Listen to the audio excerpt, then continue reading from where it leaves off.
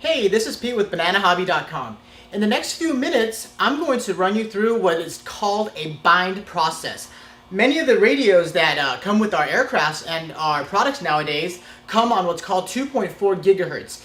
In the event that you need to rebind your transmitter to your receiver, these are the steps to take in order to rebind your transmitter and receiver. What that means is getting your transmitter to read the signal coming from your receiver so that your product communicates together. We have various transmitters laid out here from all of our different products. So what I'm going to do is run each individual 2.4 gigahertz transmitter and its bind process in a closer view for you guys, so you guys can use this video as a tutorial on how to rebind your 2.4 radios. Most of these will be made by either Blitz RC Works, Topfire, or Arctech. And keep in mind, when you guys get your receivers inside the aircrafts, the antennas are usually pretty short. Some of them are extremely short, 1.5 inches. That's normal. They are not on FM anymore, so there's no long antenna. They are very short. They're self-contained, so they're inside the aircraft. The antenna doesn't need to be outside or anything like that. They can come with a little antenna as an inch long here, or some, like the Topfire, will come with one receiver with a little bit longer antenna and then a satellite receiver that's got another antenna on it. Different variations of these radios have different receivers, so all of them function the same. The bind process will be different. So Alright, run you guys this is your bind process for the Blitz RC Works, the BZ T168 2.4 gigahertz transmitter and receiver.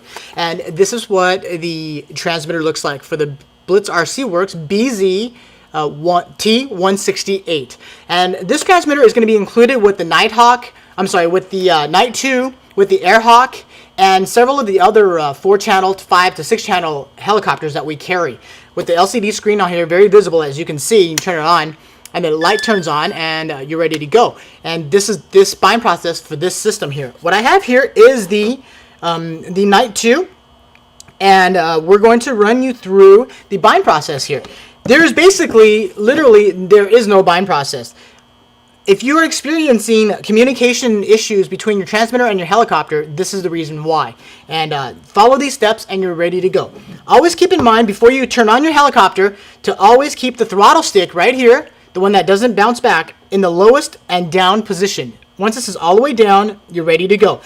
With the Night 2, with the Airhawk, and several of the other Airwolves that we carry that's got this type of a T168 transmitter, this is what you have to do to get it to communicate. Okay, so what we're going to do here is I'm going to flip the helicopter around. You got your battery already installed in the helicopter here, and it's unplugged right now. The transmitter is off, and this is for the BZ R168 2.4 gigahertz receiver that is underneath the Night 2 and the Airhawk and several of the other helicopters. Very simple here, guys. What we're going to do is we're going to go ahead and now power on the transmitter, and I'm going to visibly show you this before we actually do it. When you turn this transmitter on, you're going to notice that LCD screen turns on backlit blue. And you see those lines flashing horizontally and then vertically. See that? Those lines will eventually go solid and they will stop flashing. Okay, right there. That means you have that amount of time to get the helicopter plugged in and set down on a flat surface and don't touch it. Okay, once it gets to that point, right now, if it's at this position here and you go to plug in the helicopter, it will not move, it will not respond, it's not going to do anything, and you're going to think it's broken, which is, it's not. So this is a very simple process, and get you guys back in the air flying quick. Alright, so we're going to shut it off here. Okay, we're going to turn it on now, and you're going to see that moving up and flashing. Okay, once it's doing that, that's the time you need to plug in your helicopter. Once you plug in your helicopter, the LED on the front will start flashing. Don't touch it. You cannot touch a helicopter until it initiates, okay? The transmitter just went solid, and it stopped flashing, and your helicopter gave a couple of initiating beeps on it. And at that time, the light over here will become solid red, and you're ready to go. And the best thing is I don't touch the helicopter for probably about 5 to 10 seconds once it initiates. And the reason why is the helicopter here has a gyroscopic sensor built in here. And that gyroscopic sensor is what keeps your helicopter's tail from swinging around on you. So the easiest way to say it is that's the system, that's a computer system in here that keeps the tail in one position when you guys go to fly. So once it does that, you're ready to go. You wiggle the sticks. You got everything here. You got tail. You know, like a tail movement. You got give it a little throttle, and you have throttle as well. And when you go to shut your system off here, you basically go to unplug your helicopter first. Okay, always unplug it first when you go to shut it off, and then you're safe to turn off the transmitter. And this is your bind process for the BZ T168 that is included with the BZ R168 with the Airhawks and the Night 2s and this type of a helicopter system.